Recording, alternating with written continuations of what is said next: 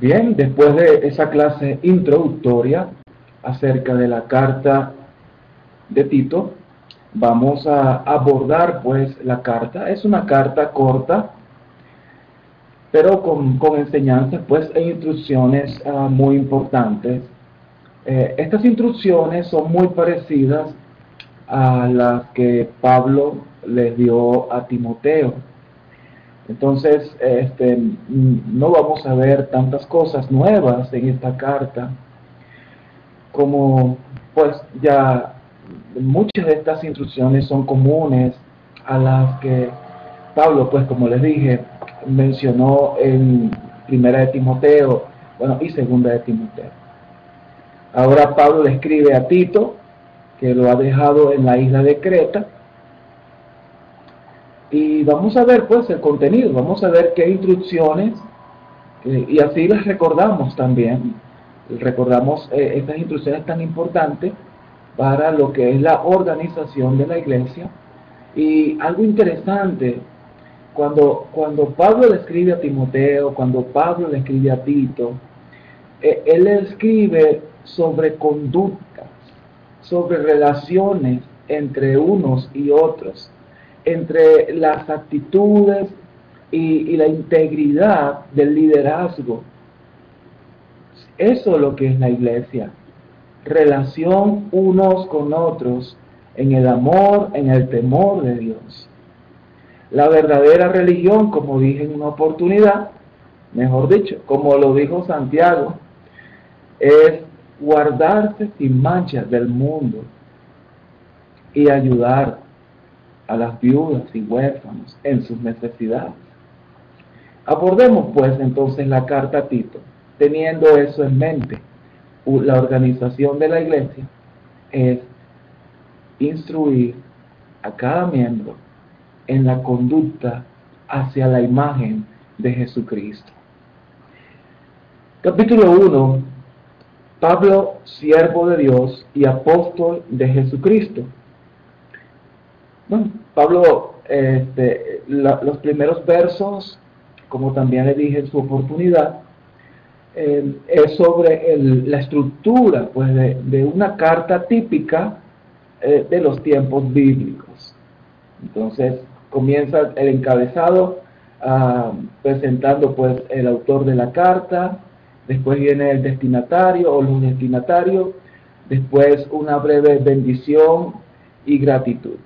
Es decir, esos son los elementos básicos de toda carta en el primer siglo. Entonces Pablo sigue pues ese mismo formato de las epístolas o cartas de su tiempo. Ya hemos visto Pablo, siervo de Dios, ya sabemos la palabra siervo de Dios, ¿verdad? Del griego doulos, el significado también puede ser esclavo de Dios. Pablo siempre se presenta, yo soy un siervo, yo soy un esclavo de Dios. Todo esclavo en ese tiempo, su identidad estaba con el amo. Un esclavo no llegaba, hola, soy Carlos Camacho, yo soy un esclavo. No, toda identidad del esclavo era con el amo. Entonces, la identidad, soy Carlos Camacho, esclavo de Dios, o siervo de Dios. Bueno, así se presentó pues el apóstol Pablo. Siempre se presentaba en sus cartas, muy a menudo, con esa expresión: Pablo, siervo de Dios y apóstol de Jesucristo, conforme a la fe de los escogidos de Dios y al pleno conocimiento de la verdad, que es según la piedad, con la esperanza de vida eterna, la cual Dios, que no miente, prometió desde los tiempos eternos y manifestó a su debido tiempo su palabra por la predicación que me fue confiada conforme al mandamiento de Dios nuestro Salvador. Entonces vemos acá cómo el apóstol pues se presenta. Y él se presenta no solamente como siervo de Dios, como apóstol de Dios, sino también por medio pues de lo que es su mensaje, el mensaje que predica. Continuando con la carta, vemos pues entonces cómo el apóstol pues se presenta, es decir, su vida, la vida de Pablo giraba alrededor de siervo, de apóstol, y como apóstol, el apóstol como mensajero, como enviado de Dios, con su mensaje. Siervo, apóstol, mensaje. Esa era la vida de Pablo. Siervo, apóstol, mensaje. Y esa debería ser también la vida de cada uno de nosotros, de todos aquellos que hemos sido llamados al apostolado de Dios en el sentido de ser enviados a ser discípulos, a predicar este mensaje. También nosotros debemos girar nuestra vida en ser siervos de Dios, que lo expresamos por medio de nuestra conducta, apóstol de Dios, que lo expresamos a través de ir a las personas para hablarles de quiénes somos y a quién representamos, y de predicarles o de compartirles este mensaje de vida eterna. Todas estas expresiones que Pablo menciona aquí a Tito, todos son referentes al Evangelio. El destinatario es Tito, a Tito, verdadero hijo, así tenía Pablo, pues, en estima a Tito. A Timoteo le llamó a mi amado hijo Timoteo. A Tito le dice verdadero hijo, en la común fe. Y bueno, Timoteo era un joven, ¿no? Llamaba a Pablo amado hijo. Pero Tito, ¿verdad? Ya era una persona ya mayor, ya una persona madura. Y por eso le dice a Tito también verdadero hijo en la común fe. En la común fe. Es decir, tanto Timoteo como Tito, ambos fueron hijos de Pablo, en el sentido de que conocieron el Evangelio por medio del apóstol Pablo. Entonces a Timoteo pues le llama amado, a Tito le llama verdadero hijo, en la común fe, la fe común pues que tienen todos en la comunidad cristiana. Gracia y paz de parte de Dios el Padre y de Cristo Jesús, nuestro Salvador. Pablo va a usar esta palabra acá en Tito en algunas ocasiones, varias veces. La vamos a ver aquí en el capítulo 1, la vamos a ver pues en un par de ocasiones en el capítulo 3. Pero sigamos leyendo. Por esta causa te dejé en Creta, para que pusieras en orden lo que queda y designaras ancianos en cada ciudad como te mandé. Bueno, aquí vemos entonces el propósito de la carta. El propósito de la carta era darle instrucciones a Tito para cómo organizar la iglesia, establecer modelos de conductas en cada ciudad, establecer ancianos en cada ciudad, y eso es establecer hombres con un modelo de conducta a imitar, pues a seguir. Interesante aquí que Pablo habla de designar ancianos en cada ciudad. La iglesia en el primer siglo, a pesar de que algunas ciudades eran numerosos los miembros, siempre se hablaba de la iglesia en cada ciudad. No varias iglesias en cada ciudad, sino era una sola iglesia, una comunidad en cada ciudad. Y eso tal vez se ha perdido en el día de hoy, cuando en cada ciudad, tal vez también por el tamaño de las ciudades hoy en día, que son mucho más grandes, se pueden hablar de varias iglesias. Pero en ese tiempo, cada ciudad contaba con sus ancianos, los ancianos de la ciudad. porque era una iglesia en cada ciudad. A pesar de que los miembros no se reunían todos en un mismo sitio, a pesar de que se reunían en casas de los hermanos, no siempre se reunían, pues como dije, todos en un mismo sitio. Sin embargo, los ancianos eran para todos los miembros o todos los habitantes cristianos en esa ciudad. Bueno, luego Pablo pasa a hablar acerca de las condiciones, pues, de los ancianos, una lista muy similar, unos requisitos o cualidades que deben tener estos hombres, muy similar a las que presentó a Timoteo. Leamos pues esas listas. Dice, esto es, si alguno es irreprensible, otra vez, ¿verdad?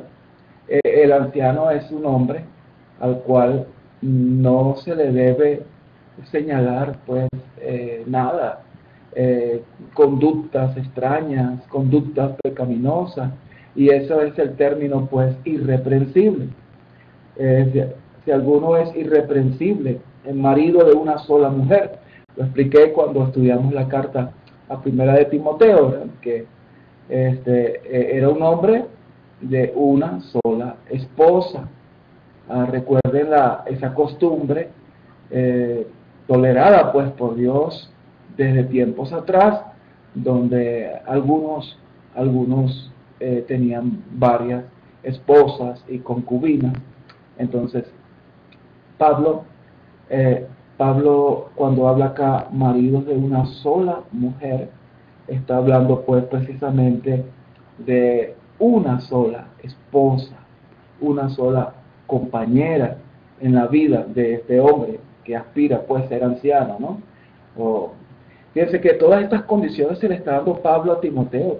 Timoteo, mira, hay que buscar estos hombres, hay que ponerlos como modelos. Bueno, y también, claro, tienen su función de supervisar, como vimos pues en primera de Timoteo. Así que no nos vamos a quedar mucho acá porque ya hemos estudiado todas estas palabras. Entonces, esto es, si alguno es irreprensible, marido de una sola mujer, que tenga hijos creyentes, no acusados de disolución ni de rebeldía. Disolución tiene que ver con acusados de dividir, de divisionistas, ni que son rebeldes pues a sus padres, que deshonran a sus padres por ser desobedientes a ellos. Porque el obispo debe ser irreprensible como administrador de Dios, no obstinado, no iracundo, no dado a la bebida, no pendenciero, no amante de ganancias deshonestas, sino hospitalario, amante de lo bueno, prudente, justo, santo, dueño de sí mismo, reteniendo la palabra fiel que es conforme a la enseñanza, para que sea capaz también de exhortar con sana doctrina y refutar a los que contradicen. Bien, interesante pues la lista que Pablo presenta acá a Tito. Como les dije, muy semejante, muy parecida a la que le dio a Timoteo.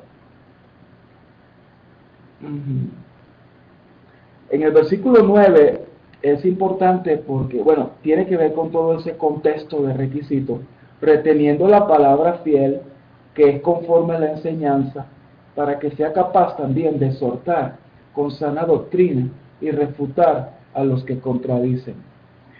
En otras palabras, si estas personas no tienen ese testimonio, si no tienen esas conductas, si no tienen ese entendimiento de lo que es el Evangelio, lo viven en su vida, viven su fe, ¿cómo van a ser capaces de exhortar y de refutar las falsas enseñanzas? O aquellos que andan pues en conductas fuera de los estándares cristianos. El testimonio es una herramienta, vamos usando pues un término de utilidad, una herramienta para el evangelismo. Sin esa herramienta, el evangelismo se hace infructuoso. El evangelismo se estanca si no hay ese testimonio basado pues en la imagen de nuestro Señor Jesucristo. Entonces, reteniendo la palabra fiel, que es conforme a la enseñanza, para que sea capaz también de exhortar con sana doctrina y refutar a los que contradicen. Porque hay muchos rebeldes, habladores vanos y engañadores, especialmente los de la circuncisión. Bueno, está hablando de esos judíos que cuando habla de la circuncisión, está hablando que hay esas conductas en ellos, y a mi juicio está hablando pues de creyentes, de cristianos judíos. Y dentro de la iglesia estaban estas conductas de algunos de ellos. Por eso es que dice, porque hay muchos rebeldes, habladores vanos y engañadores, especialmente los de la circuncisión, a quienes es preciso tapar la boca, porque están trastornando familias enteras, enseñando por ganancias deshonestas cosas que no deben. Bueno, ven, supongan que es una persona no cristiana. Pablo, ¿por qué va a hablar así, verdad? De personas así, claro. No nos extraña de que personas no cristianas tengan estas conductas, pero dentro del cristianismo, que algunos estén con estos testimonios, usando la piedad como fuente de ganancia, teniendo enseñanzas contrarias a la fe. Ya Pablo habló, por ejemplo, de Mineo y de Fileto, de algunos cristianos que se desviaron de la fe y empezaron a enseñar pues cosas extrañas. Igualmente pues Pablo está hablando a Tito que en Creta también hay esta situación. Bueno, Creta era una isla donde el testimonio era muy bajo, de muy bajo nivel. Cuando hablo de testimonio estoy hablando de la sociedad. La conducta dentro de la isla de Creta era de muy bajo nivel. Y claro, cuando se convertían algunos, todavía ese bajo nivel permanecía dentro de la comunidad cristiana y aprovechaban sus propios beneficios. Por eso es que dice, es preciso pues tapar la boca de estas personas, porque están trastornando familias enteras, enseñando por ganancias deshonestas, cosas que no convienen, cosas que no deben. Uno de ellos, su propio profeta, dijo, los cretenses son siempre mentirosos, malas bestias, glotones, ociosos.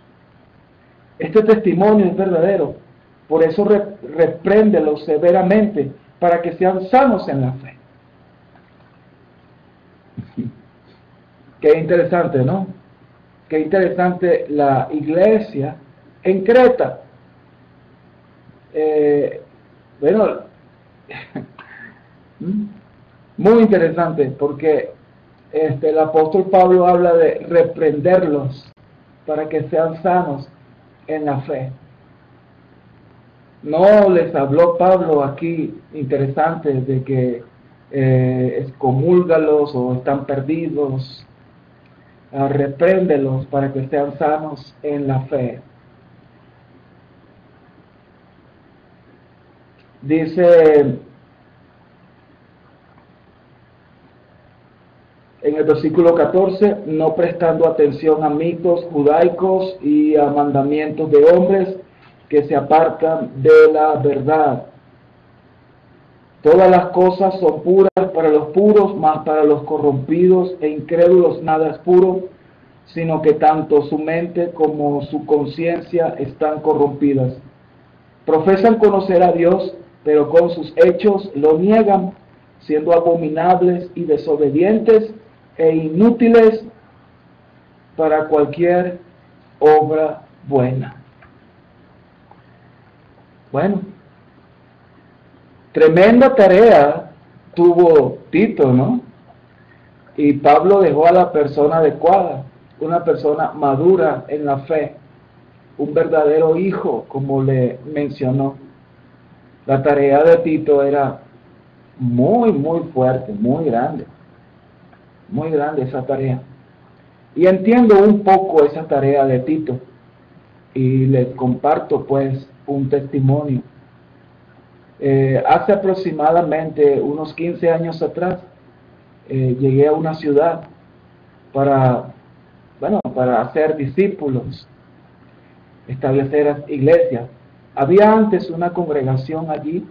Esa congregación era una congregación que se había dividido por malas actitudes entre los hermanos. Era una congregación de más o menos unas 120 personas. Y esa congregación se llegó a dividir y muchos se fueron desanimados por la división. Quedó un grupo pequeño como de 20, 25 personas y quedó otro grupito pequeño de unos 10, 12 personas. Después de ser una congregación grande. Fue muy fea la división, las cosas que se dijeron, las actitudes que se presentaron.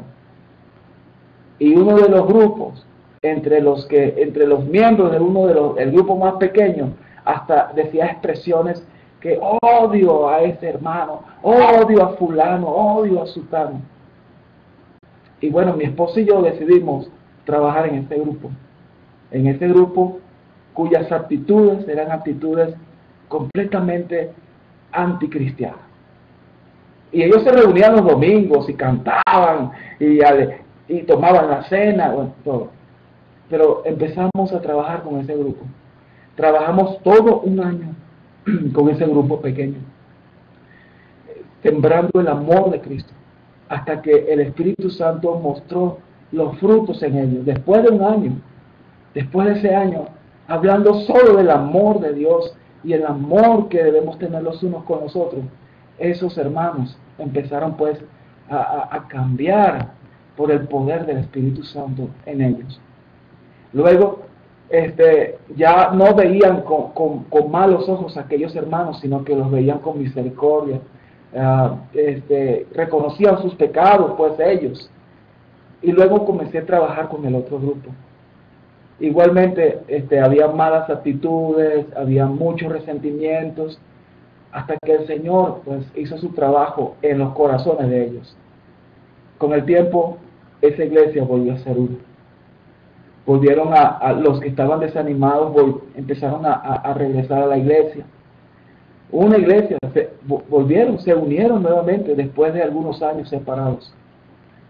Y 1 año, 2 años después, establecimos ancianos, establecimos modelos. De ambos grupos se levantaron pues ancianos de la iglesia. Y hoy en día pues es una iglesia hermosa, una iglesia en crecimiento, una iglesia que se ha multiplicado. Es decir, cuando les digo que Tito tuvo una tarea difícil, entiendo un poco a Tito y su trabajo. Permíteme leer nuevamente, trabajar con esta clase de hermanos. Y vamos a leer otra vez, es que es muy impresiona que existan cristianos con estas conductas. En el versículo 10, vean el tipo de cristiano con que tenía que trabajar pues Tito.